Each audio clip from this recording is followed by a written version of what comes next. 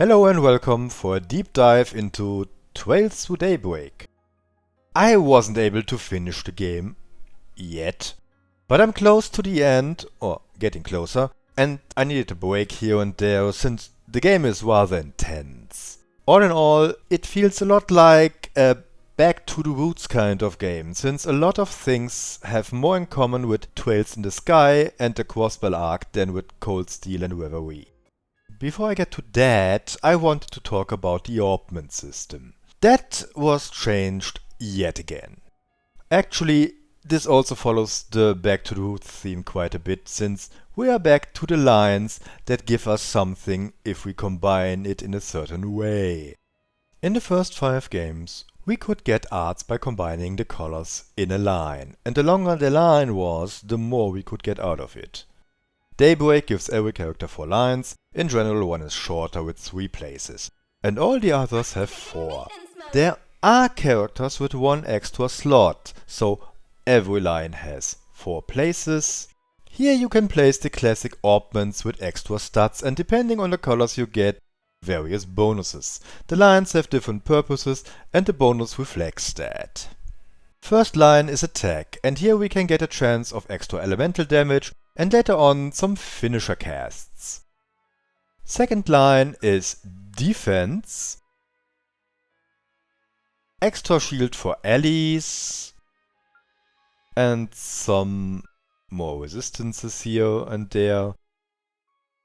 The third line is dedicated to arts damage, and the fourth line is a support line, kind of. You can get some very special things here, like this treasure hunter thing where you can see all the treasure chests on the minimap, or maybe the Hawkeye with all enemies will be displayed on the minimaps, which was an extra orbment in former games. The master quartz was split into a core and a driver. The driver will give you some arts, so that's limiting your arts, but you can customize this a little. There are some slots on each driver you can open like an Orbment slot and insert plugins. An art you have to buy. You only need to buy them once and you can put them into as many slots as you like for different characters. This one is a driver with a big amount of customizable slots. Most of the times it's just 2 or 3. The core is the old master quartz from the Crossbell arc. It can be leveled and gives you various bonus stats. All in all, this is a huge improvement to Cold Steel, and I think it's what they wanted to achieve with the Cold Steel changes. Limit the amount of arts you can have that core thing to have another thing to level, like it was in the Crossbell already. Still be able to choose to get some extra arts the player really wants. The Cold Steel thing was a mess. I had talked about it. This seems way more well thought out. Moving on to another thing that reminded me of Trails in the Sky second chapter, the villains. In Sky, the executors have been presented as sadistic monsters with very little humanity.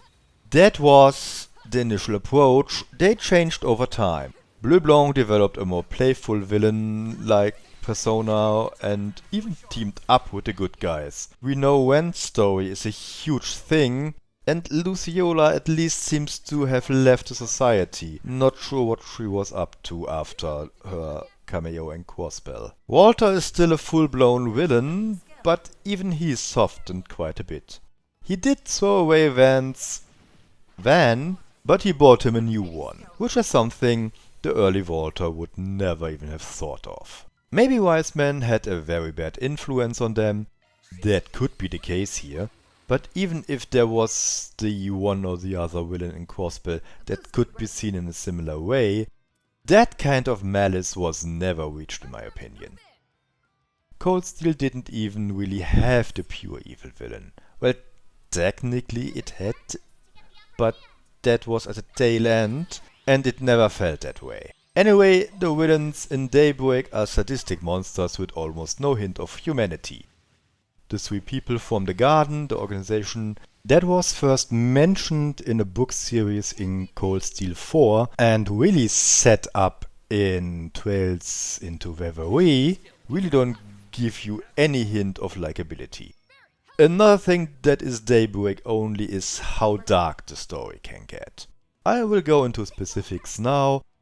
That might be too much of a spoiler for some, so skip a few minutes. We have so many deaths that are really felt by the player. The loss of Ada while very quiet, Aaron's friends who have been slaughtered, and that was described in a very graphic way. But the cherry on top of the cake is the village quail. And let me get into Falcom's world building a little for this one.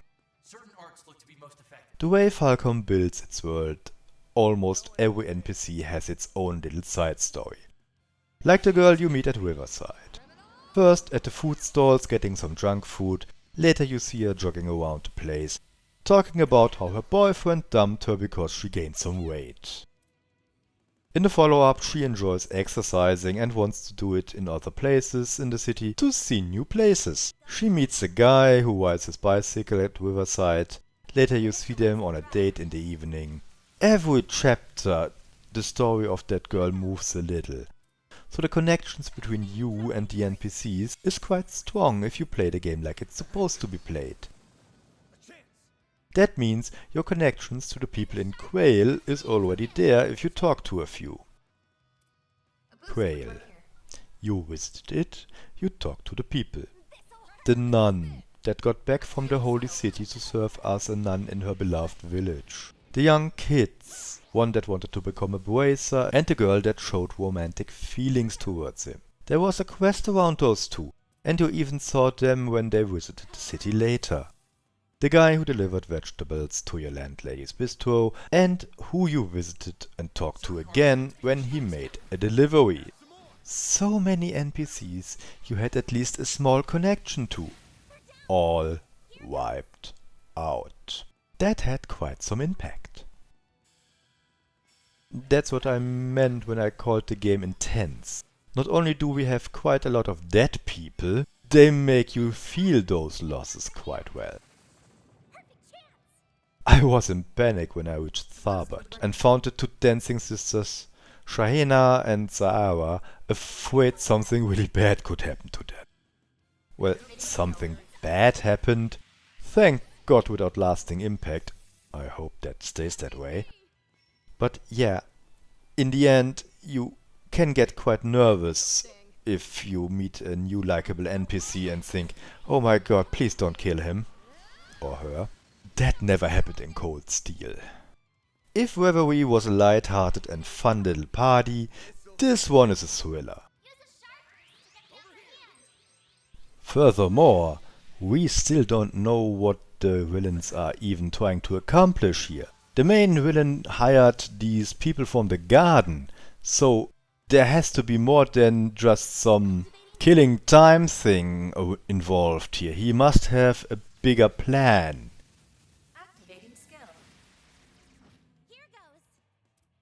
I'm very curious how this will end. Might be the same feeling I had at the end of Sky first chapter.